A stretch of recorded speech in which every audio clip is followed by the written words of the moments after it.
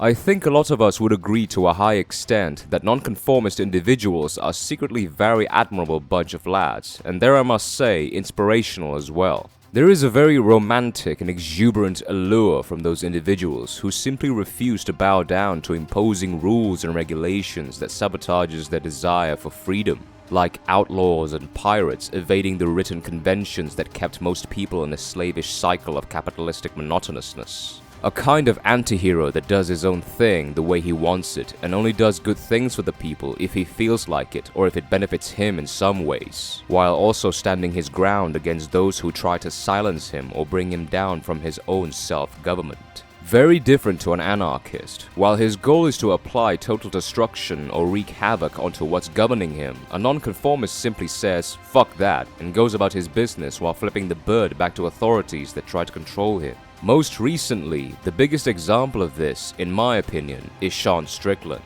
This man is the pinnacle definition of what you see is what you get. He just doesn't fucking care. He says what he wants to say and wouldn't give two shits if it pleases or offends anyone. He lives life by his own rules, through his own lens, and doesn't let anybody or any organization even influences him or even buys him to be otherwise.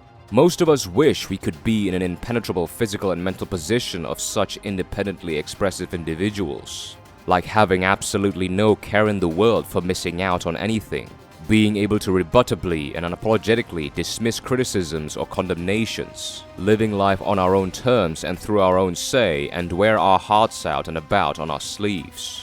We absolutely love that sensation of being able to successfully tolerate and even sometimes escape the inevitable and uncontrollable consequences that comes from expressing our authenticity. We tend to dream and regularly visualize such moments very often, but unfortunately, most of us couldn't bear and couldn't figure a way out of the pressure, ridicule, and punishment that comes from being a nonconformist. Because to be a nonconformist nowadays, you need to be rather strong, smart, and careful about it. Because if you aren't, you will quickly realize that you aren't as cool as the outlaws riding their stallions towards the sunset. Firstly, you need to make sure that you are mentally as strong as a wall made out of diamonds, because you will undoubtedly make enemies that will try their hardest to hammer you back into submissive obedience. And if you are too timid or sensitive to handle conflict, you will inevitably be overwhelmed by the bombardments of ridicule, bullying, and condemnation that comes from them by default. Secondly, you need to make sure, adamantly, that the position of your livelihood is not being put directly on the line of the first words that comes out of your mouth and or the behaviors that you display. Because in the age of today, simply saying the quote-unquote wrong things could get you in jail, and this is not a fluke. My former governor got sentenced to 2 years behind bars for simply teasing a joke about the Quran in a Muslim country. Sean Strickland, on the other hand, luckily is in a very favorable position. The organization that hired him, the UFC, allowed him to express his views however he wants to, no matter how politically and personally controversial they are, and that basically widens his margin for error in a way, significantly. Imagine if he is in the NBA or NFL, he would have been significantly fined and or even suspended for an extensive period of time. Or worse, got his license taken away for good. So you see, it is very hard to be a nonconformist in today's age. Most of the time, you can only become one behind closed doors and or within the vicinity of like-minded people around you.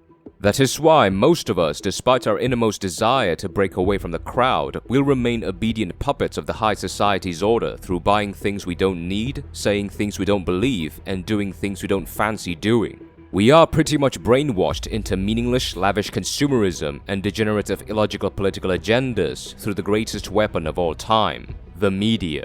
We have been instilled both fear and hope through the media, and with their authoritative iron fists, caused us to believe all those false narratives of idealistic majoritarianism and political correctness or biasness that they promote heavily to serve their own selfish goals.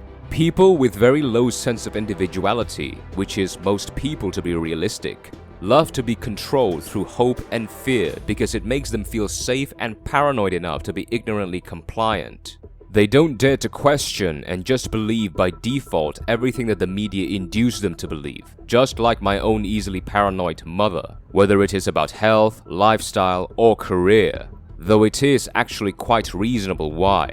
Know the limits. Minimize any unnecessary risk of self-sabotage. Until you are in an independently physical, mental, professional, and financial position to become a full-on blatant nonconformist, the best way to be one is through silent and/or indirect demonstration. Basically, you non-conform through your actions by going about your life without blatantly telling people about them or try your hardest to gain attention or validation from them. In simpler words, just live your life the way you want to and stay away, or at the very least, limit yourself from utilizing social media to showcase what you're thinking and what you're doing. Because in today's generation, words, pictures, and videos online are a lot more available, accessible, and perceptible than simply just observing life in the real world. But if you happen to encounter conflict in real life, make sure to keep it as blunt, short, and brief as possible. Say what you have to say and leave. There is no point in extending the argument to the point where it gets emotionally personal,